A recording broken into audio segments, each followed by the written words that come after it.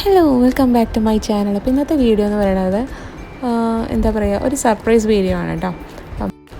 ഈ ഒരു വീഡിയോക്കും അതുപോലെ ഈ ഒരു സർപ്രൈസിനും വേണ്ടിയിട്ട് എൻ്റെ മോള് കുറേ പിന്നാലെ നടന്നിട്ടുണ്ട്. അങ്ങനെ പിന്നാലെ നടക്കുമ്പോഴൊക്കെ ഞാൻ പറയും അടുത്തതിന് അല്ലെങ്കിൽ ക്രിസ്മസിന് അല്ലെങ്കിൽ ന്യൂ ഇയറിന് അങ്ങനെ പറഞ്ഞ് പോസ്റ്റ്പോൺ ചെയ്ത് വന്നിട്ടുള്ള ഒരു ഇതാണ് കേട്ടോ. ആഗ്രഹമില്ലായിട്ടല്ലായിരുന്നു, പക്ഷെ ആ സമയത്ത് എൻ്റെ ഒരു മൂഡ് വെച്ചിട്ട് എനിക്കത് കംപ്ലീറ്റ് ചെയ്യാൻ പറ്റില്ല എന്ന് എനിക്ക് നല്ലപോലെ അറിയായിരുന്നു. അപ്പം പിന്നെ നമുക്ക് പറ്റാത്ത കാര്യം നമ്മൾ വെറുതെ മക്കൾക്ക് ആശ കൊടുക്കരുതല്ലോ, അത് കരുതിയിട്ടാണ് അന്ന് ചെയ്യാഞ്ഞത്. ഇപ്പം എന്തായാലും അങ്ങനത്തെ ഒരു സിറ്റുവേഷൻ എത്തി, എനിക്ക് എന്തായാലും കൊടുക്കണമെന്നും ആ ഒരു മൊമെൻറ്റ് നമുക്ക് എപ്പോഴും ഓർത്തിരിക്കാൻ പറ്റുന്ന തരത്തിലാവണമല്ലോ.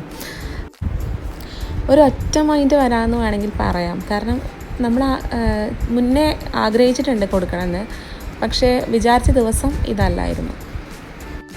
ടീച്ചർക്ക് കൊടുക്കാനുള്ള ഗിഫ്റ്റ്സ് നാളെ നമുക്ക് കൊടുക്കാം എന്ന് ഗ്രൂപ്പിൽ കേട്ടപ്പോൾ ആദ്യം ഇങ്ങനത്തെ ഒരു അടിയാണ് വീണത്. കാരണം 2 തവണ പോകാൻ വയ്യ, ഒരു തവണ പോകുമ്പോൾ 2 കാര്യങ്ങളും നടക്കണമെന്ന് വിചാരിച്ചിട്ടായിരുന്നു ഞാൻ ഉണ്ടായിരുന്നത്.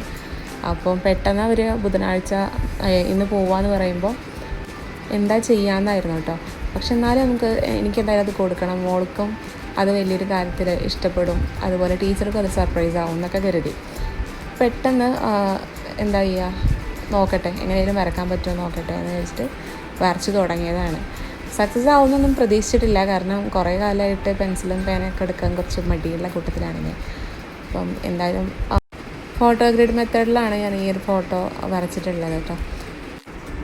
അങ്ങനെ ഇന്നലെ രാത്രി ഒരു 11 മണിക്ക് ഇരുന്നതാണ് ഈ ഫോട്ടോ വരക്കാൻ. ഏകദേശം ഒരു 1:30 മണിയൊക്കെ ആകുന്ന സമയത്ത് കംപ്ലീറ്റ് ആയിട്ടുണ്ടായിരുന്നു.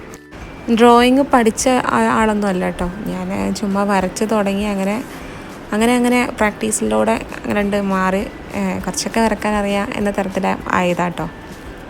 ഏതൊരു ആർട്ടിസ്റ്റിനും ചിന്തിക്കുന്നൊരു കാര്യമുണ്ട്, നമ്മൾ വരച്ചു കൊടുക്കുന്ന ആ ഒരു സാധനം അവർക്ക് കിട്ടുമ്പോൾ അവരുടെ മുഖത്തുണ്ടാകുന്നൊരു ഹാപ്പിനെസ് അത് കാണണം, അല്ലെങ്കിൽ അത് ഉണ്ടാവണേ എന്നുള്ള ഒരു പ്രാർത്ഥനയോട് കൂടിയിട്ടാട്ടോ നമ്മൾ ഏത് പിക്ചറും വരയ്ക്കുക.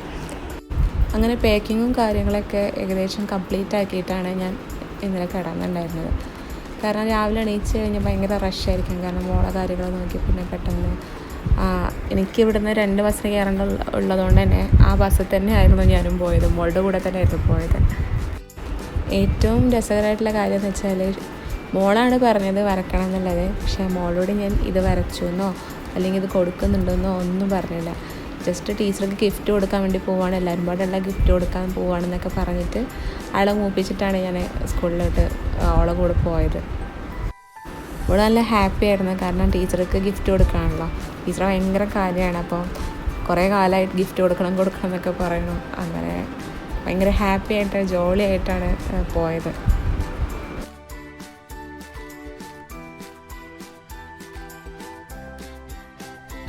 പോകുന്ന വഴിയിലൊക്കെയും ഗിഫ്റ്റ് കൊടുക്കുന്നതിൻ്റെ ഒരു ഹാപ്പിനെസ് അവളുടെ മുഖത്തോ സംസാരത്തിലൊക്കെ പ്രകടമായിരുന്നു കേട്ടോ.